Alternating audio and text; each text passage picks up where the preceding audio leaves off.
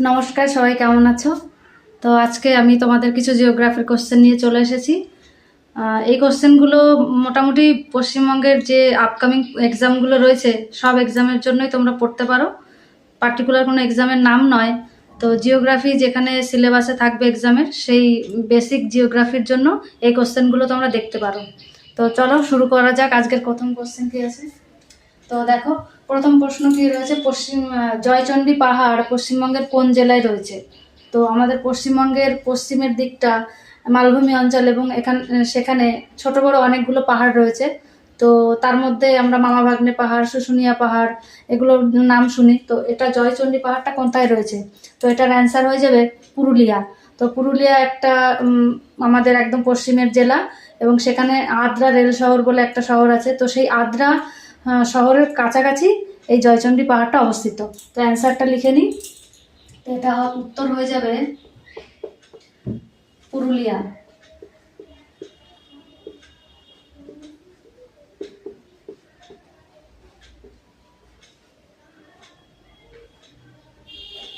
পুরুলিয়া জেলা। এবার 2 নম্বর কোশ্চেন দেখো, স্যাডেল জাতীয় উদ্যান কোথায় অবস্থিত? তো এখানে আমরা ভুল করে স্যাডেল পিক বলে একটা মাউন্টেন আছে বা পাহাড় আছে, সেটা ভুল করে সবাই হয়। তো এটা দেখে নিতে হবে, এটা জাতীয় উদ্যান বলা রয়েছে। তো এটা আমাদের আছে ভারতের দ্বীপপুঞ্জ আছে আন্দামান আর নিকোবর।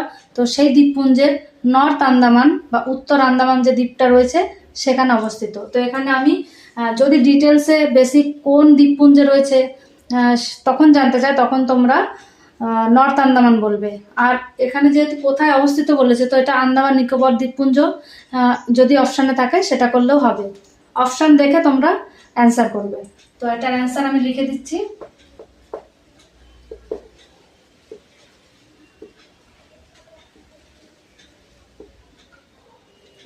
আন্দামান ও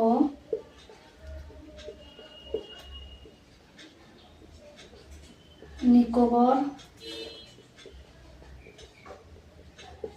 দ্বীপপুঞ্জ।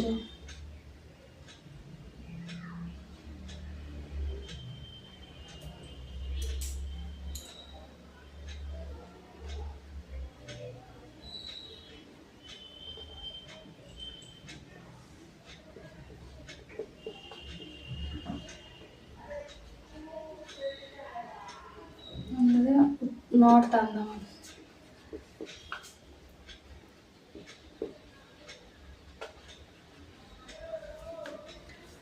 এবার দেখো 3 নম্বর কোশ্চেন রয়েছে, সিরোক্কো কথাটি কিসের সঙ্গে যুক্ত? তো সিরোক্কো কথাটি একটা স্থানীয় বা লোকাল বায়ু প্রবাহের সঙ্গে যুক্ত।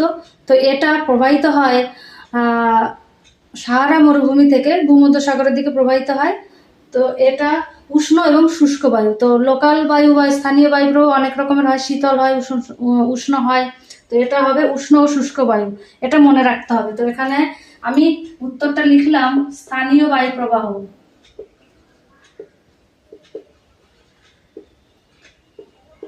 স্থানীয় বায়ু প্রবাহ।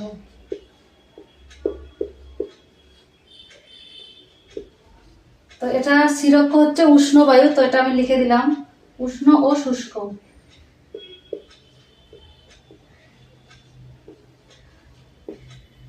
এটা দেখো পশ্চিমবঙ্গের কোন জেলায় বনায়ন কৃষি বা অ্যাগ্রো ফরেস্ট্রি দেখা যায়? তো প্রথমে আমরা বনায়ন কৃষিটা কি সেটা জেনে নিই। তো বনায়ন কৃষি হচ্ছে যখন ফসলের জমিতে বা কোনো বাগিচা ফসল বা যে কোনো জায়গায়, মানে ফসলের পাশাপাশি গবাদি পশুর চাষ বা অন্যান্য ফলমূলের চাষও, বড় গাছের নিচে অন্যান্য ফসলও চাষ করা, তখন সেটা অ্যাগ্রো ফরেস্ট্রি। মানে ফসল উৎপাদনও হচ্ছে, পাশাপাশি তার সঙ্গে অন্যান্য মানে কাজও বা অন্যান্য কিছু উৎপাদন হচ্ছে, তখন সেটাকে অ্যাগ্রো ফরেস্ট্রি বলা হয়। তো এটা আমি উত্তর করব দার্জিলিং জেলা। তো দার্জিলিং জেলা কেন? কারণ ওখানে যে চা বাগিচা বা প্লান্টেশন কৃষি বা বাগিচা কৃষি রয়েছে, সেখানে অনেক বড় বড় গাছ দেখা যায়, তার নিচে চা গাছ করা হয়, তার পাশাপাশি আদা, এলাচ এগুলোর চাষও হয়। তো সেজন্য আমি এটা দার্জিলিং জেলা করব।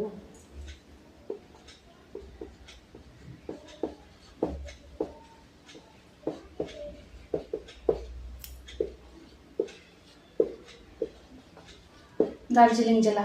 তো পুরুলিয়া বাঁকুড়াতেও হয় অ্যাগ্রো ফরেস্ট্রি, তো দার্জিলিং জেলা করলে তোমাদের উত্তরটা খুব ভালো আসবে। এবার দেখো 2011 সালের জনগণনা অনুসারে ভারতের কোন রাজ্যে সর্বাধিক শহুরে বা আরবান পপুলেশন জনসংখ্যা রয়েছে?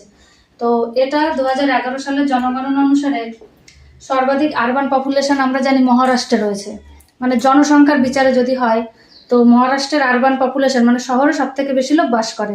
আর যদি সংখ্যাগত বিচারে হয়, ধরুন গোয়া একটা ছোট রাজ্য, তো তার জনসংখ্যাও অন্যান্য রাজ্যের তুলনায় অনেক কম। তো সেই জনসংখ্যার তুলনায় দেখতে গেলে গোয়া হয়ে যাবে, গোয়াতে বেশি পরিমাণ শহরের লোক বাস করে। মানে সংখ্যাগত মানে গোয়া যেহেতু আয়তনের দিক দিয়ে ছোট, সেই হিসাবে বিচার করলে গোয়া হয়ে যাবে সংখ্যাগত বিচারের তুলনায় গোয়াতে বেশি, কিন্তু যখন টোটাল পপুলেশন হিসাবে দেখবে তখন সেটা মহারাষ্ট্র হবে। তো আমি এটা মহারাষ্ট্র লিখে দিলাম।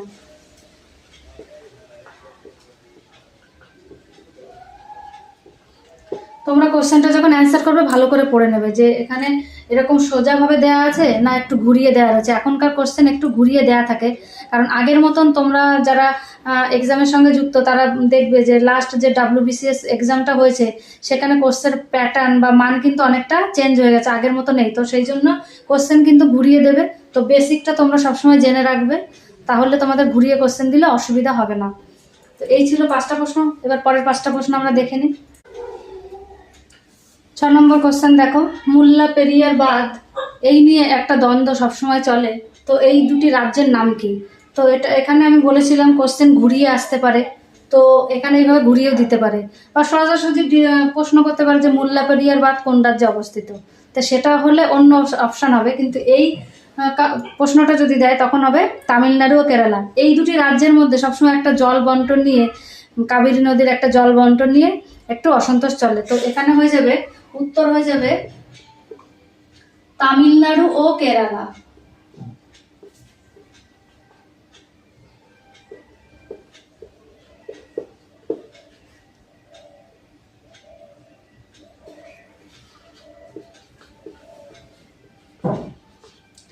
পরের প্রশ্ন দেখো, ভারতের সবচেয়ে বেশি এলাকা জুড়ে কোন মাটি বা কোন মৃত্তিকা রয়েছে? তো আমরা জানি ভারতের যে ফিজিওগ্রাফিক ডিভিশন বা প্রাকৃতিক বিভাগ রয়েছে সেখানে আমরা অনেকটা জায়গা জুড়ে পলিমাটিকে বা গঙ্গার যে সমভূমি সেটাকে দেখতে পাই। তো এইটা মনে করে এখানে পলিমৃত্তিকা হয়ে যাবে সব থেকে বেশি পার্সেন্ট বা সব থেকে বেশি পরিমাণে পলিমৃত্তিকায় ধান, পাট এই ফসলগুলো খুব ভালো হয়। তো এখানে আমরা অ্যান্সার করব পলিমৃত্তিকা।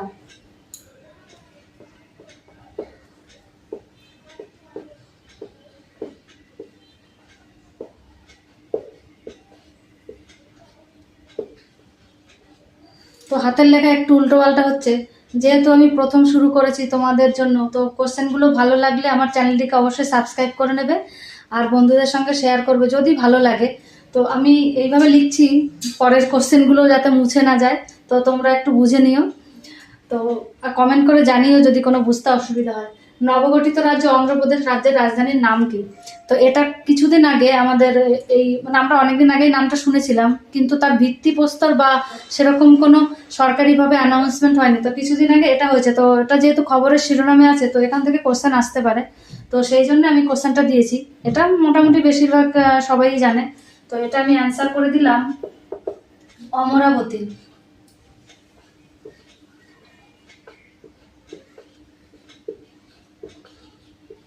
এবার অন্ধ্রপ্রদেশ রাজ্য যে আগে একটা ছিল সেটা ভেঙে যে দুটো হয়েছে তেলেঙ্গানা, তো সেই রাজ্যের রাজধানী হায়দ্রাবাদই আছে। তো এটা আমরা জানি। তো পরের কোশ্চেন দেখো, পশ্চিমবঙ্গের কোন জেলায় মানব উন্নয়ন সূচক বা সম্পদ সর্বাধিক স্তরে রয়েছে? তো এটা হয়ে যাবে কলকাতা।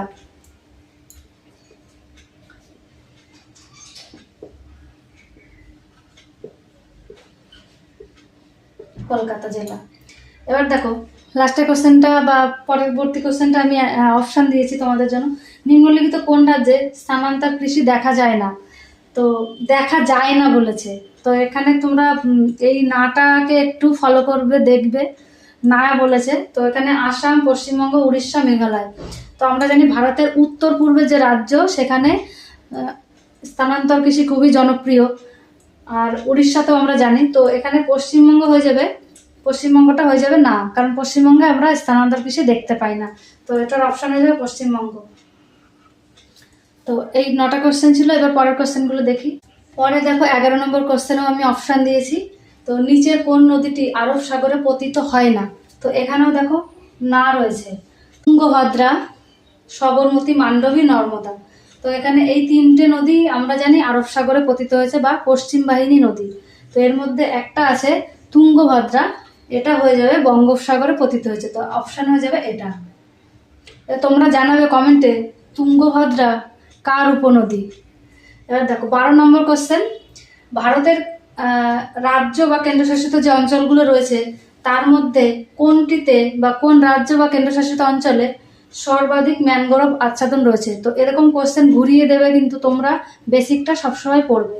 তো এটা হয়ে যাবে পশ্চিমবঙ্গ। যেহেতু আমরা পশ্চিমবঙ্গের আপকামিং এক্সামের জন্য পড়ছি, তো বেশিরভাগ পশ্চিমবঙ্গ সম্পর্কে বা পশ্চিমবঙ্গের সঙ্গে রিলেটেড এরকম কোশ্চেন কিন্তু তোমাদের বেশি আসবে।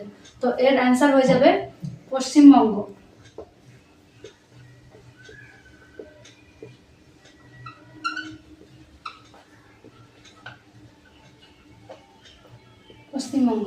পশ্চিমবঙ্গের যে সুন্দরবন রয়েছে সেটাকে আমরা জানি ম্যানগ্রোভ অরণ্য। এবং অন্ধ্রপ্রদেশ, পরপর উড়িষ্যাতেও যে কোনো রয়েছে সেখানেও ম্যানগ্রোভ অরণ্য আছে, কিন্তু পশ্চিমবঙ্গে সব থেকে বেশি। অন্ধ্রপ্রদেশের যে ম্যানগ্রোভ রয়েছে সেটাকে আমরা বলি লারিঙ্গা, আর উড়িষ্যায় যেটা রয়েছে ওটাকে আমরা জানি চিল্কা হ্রদ যেটা রয়েছে ওখানে আমরা ভিতরকণিকা বলে জানি। এক এক রাজ্যে এক এক রকম নাম। তো আমাদের ওয়েস্ট বেঙ্গলে যেটা রয়েছে সেটাকে আমরা বলি সুন্দরবন।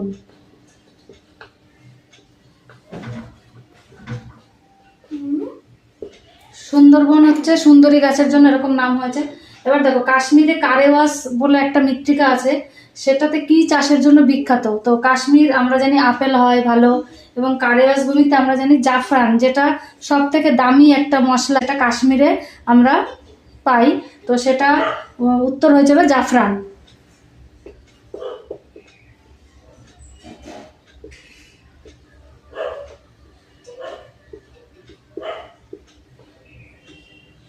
তো উল্টো ঘুরিয়েও আসতে পারে যে জাফরান চাষ হয় কোথায়, সেটা কাশ্মীর হবে, এবং কোন মাটিতে হয় সেটা হয়ে যাবে কারেওয়াস মাটিতে।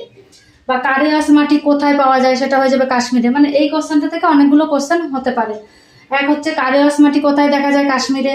জাফরান চাষ কোথায় হয়, কাশ্মীরে। বা কারেওয়াস মাটি কিসের জন্য বিখ্যাত, জাফরান চাষের জন্য। এরকম অনেক কিছু কোশ্চেন ঘুরিয়ে দিতে পারে। 2 নম্বর কোশ্চেনটা দেখো, কোন পর্বতমালা গাঙ্গেয় সমভূমি ও ডেকান সমভূমির মধ্যে বিভাজক রেখা?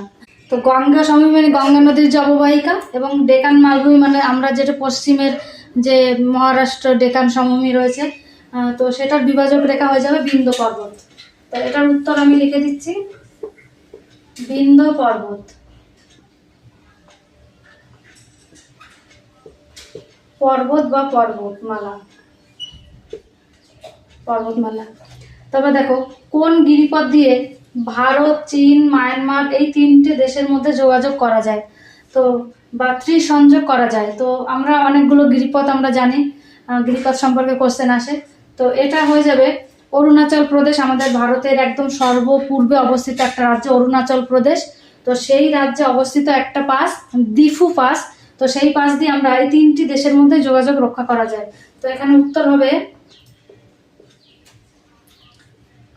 দিফু পাস। এটা আমি ব্র্যাকেটে অরুণাচল প্রদেশ লিখে দিচ্ছি।